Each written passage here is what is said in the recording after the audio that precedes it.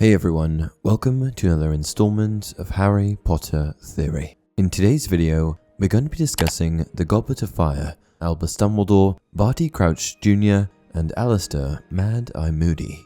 More specifically, I'm going to be addressing the question of whether or not Dumbledore realized that Moody was indeed a fake. When the 94 school year began, like with any other year, all of the students gathered to the Great Hall at the beginning of term. This was an opportunity for Dumbledore and any professors to address the student body at the beginning of the year, announcing anything pertaining to the upcoming school year. 1994 was the year that, once again, a new Defense Against the Dark Arts teacher took over. Famed Death Eater captor Alastor Mad Eye Moody. Despite his outwardly striking and intimidating appearance, Moody was one of the good guys. He was in the business of capturing dark wizards, and business was booming. The prospect of having Alastor Moody teaching Defense Against the Dark Arts was exciting. I mean, he was an expert after all, but at the same time there was something odd about Moody. From the moment he first enters the Great Hall, students are transfixed by him. A man stood in the doorway, leaning upon a long staff, shrouded in a black travelling cloak. Every head in the Great Hall swiveled towards the stranger, suddenly brightly illuminated by a fog of lightning that flashed across the ceiling. He lowered his hood, shook out a long mane of grizzled, dark grey hair, then began to walk up towards the teacher's table. A dull clunk echoed through the hall on his every other step. He reached the end of the top table, turned right, and limped heavily towards Dumbledore. Another flash of lightning crossed the ceiling. Hermione gasped.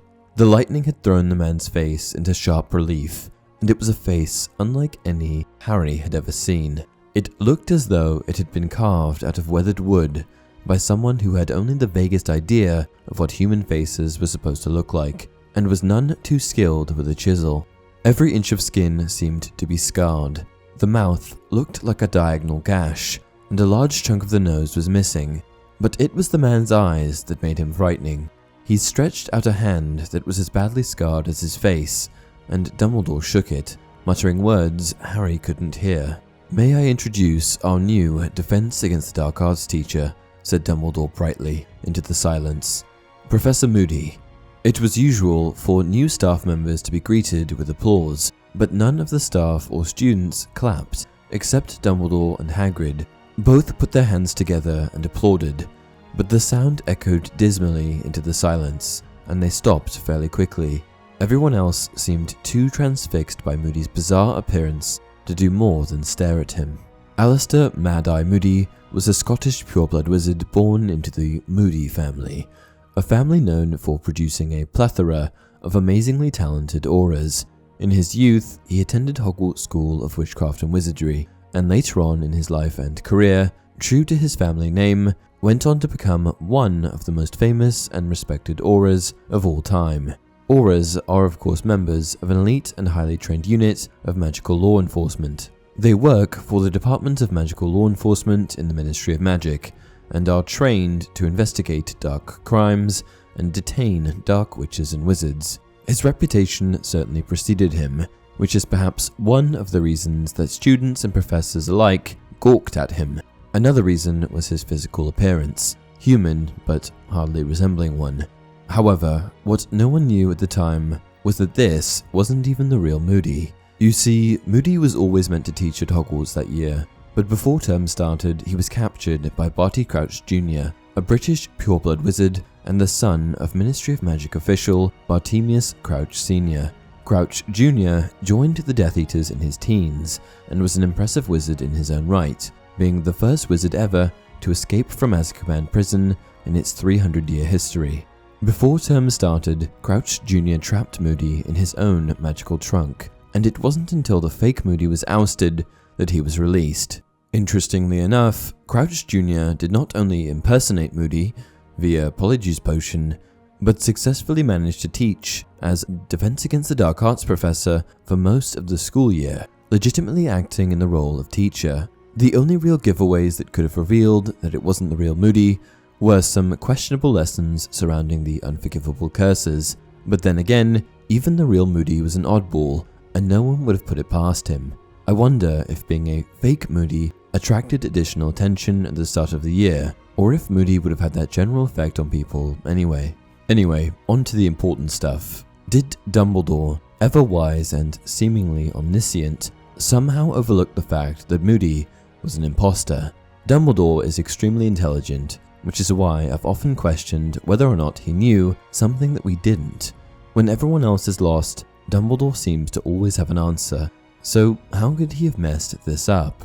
Not only that, but the real Moody is supposed to be a good friend of Dumbledore, so surely he would have recognized the differences in his friend's behavior, right? In order to assume the form of Moody, Crouch Jr. used a polyjuice potion, which, as we know, is limited to changing only physical appearance. The polyjuice potion, which is a complex and time-consuming concoction, is best left to highly skilled witches and wizards.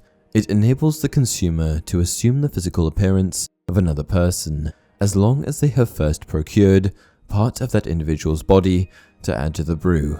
This may be anything: toenail clippings, dandruff, or worse, but it is most usual to use hair.